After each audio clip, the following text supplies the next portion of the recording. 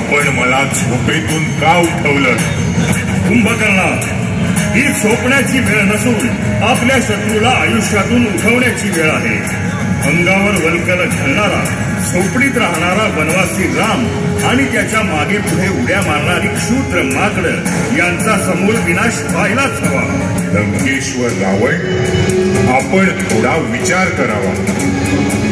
राम हा कुणी साधारण मानव नाही, तर साक्षात विष्णू अवतार आहे. त्याची वानर सेना, रुद्रगण, भैरवगण आणि त्याचा सेनापती महारुद्र महाबली हनुमान आहे. कुंभकर्णा, झोपेत असल्यासारखं बडबडू नकोस. कोणासमोर काय बोलतोस त्याचे काही भान? क्षमा असावी लंकेश, पण मला असं वाटतं की आपण श्रीरामाला शरण जावं.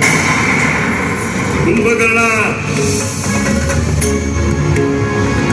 हे कदापि शक्य नाही. तुला त्यांच्याच सर्वनाशासाठी झोपेतून जागृत केला आहे. तेव्हा आत्ताच्या आत्ता जा आणि त्या राम लक्ष्मणासहित वानर सेनेचा संहार कर. जा.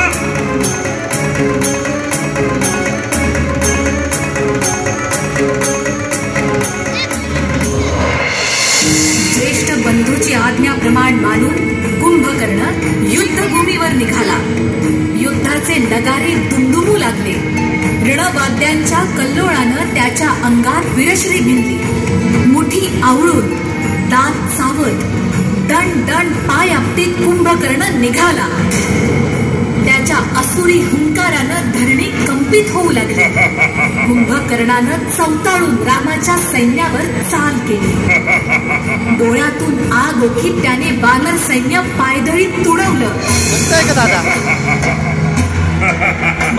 त्याला चिरडत, ठार मारत, दाताखाली भरडत त्याने चोहीकडे विध्वंस मांडला. हे पाहून हनुमंत क्रोधित झाले. त्यांनी मोठे मोठे वृक्ष पाषाण कुंभकर्णाला फेकून मारले.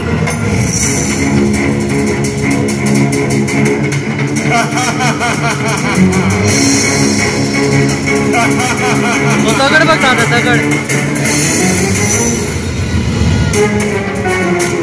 पण कुंभकर्णाला काही फरक पडला नाही. नलनील, जांबुवंत, सुग्रीव, अंगद अशा रणधुरंधरांची मात्राही त्याच्या पुढे फिकी पडली. युद्धाच्या आवेशाने तो बेभान होऊन गरजला.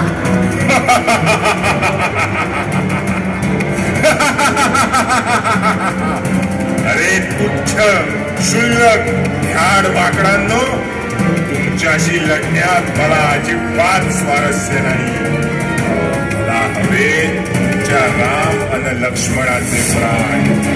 त्यांची शिर कापून बंधू दशाननाच्या चरणावर वाहणारे मी.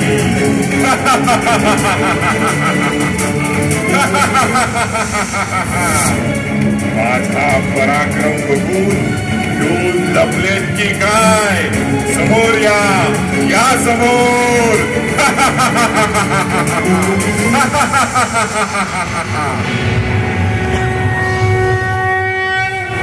नाही कुंभकर्णा, भ्याड नाही तर योद्धा म्हणून हा राम तुझ्या समोर उभा आहे.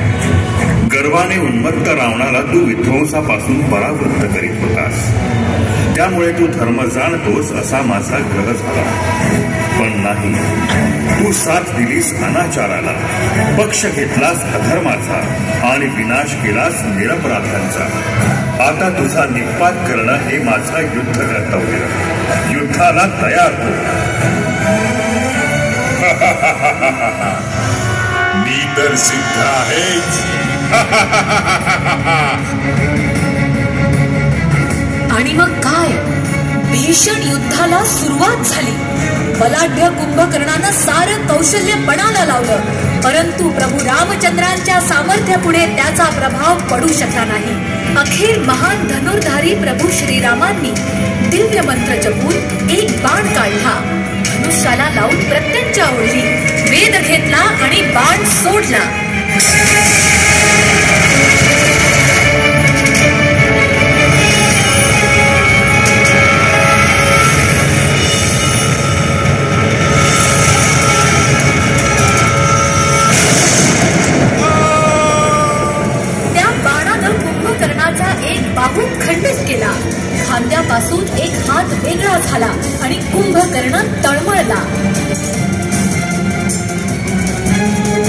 श्रीरामांचा दुसरा अमोघ बाण धनुष्यावर चढला होता. तोही सणसणत आला.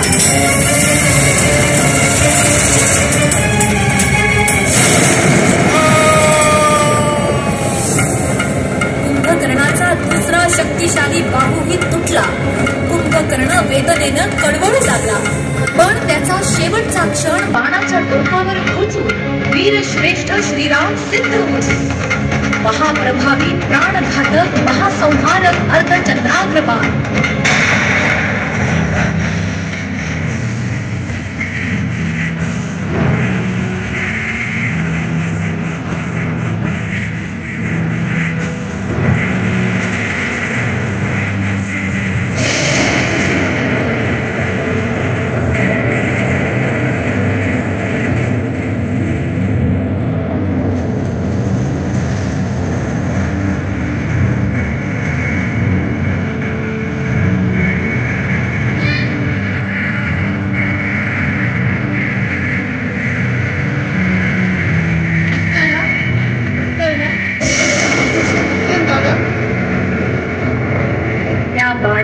अजस्त्र महाशक्तिशाली कुंभकर्णाचं मस्तक छेदून आभाळात भिरकावून दिलं, जे महासागराच्या तळाशी जाऊन ते विसावलं. प्रभू रामचंद्रांनी अखेरच्या बाणानं कुंभकर्णाच्या नाभीचा वेध घेतला आणि त्याची कटी छेदली. कुंभकर्णाचा देह विलग झाला, निष्प्राण झाला.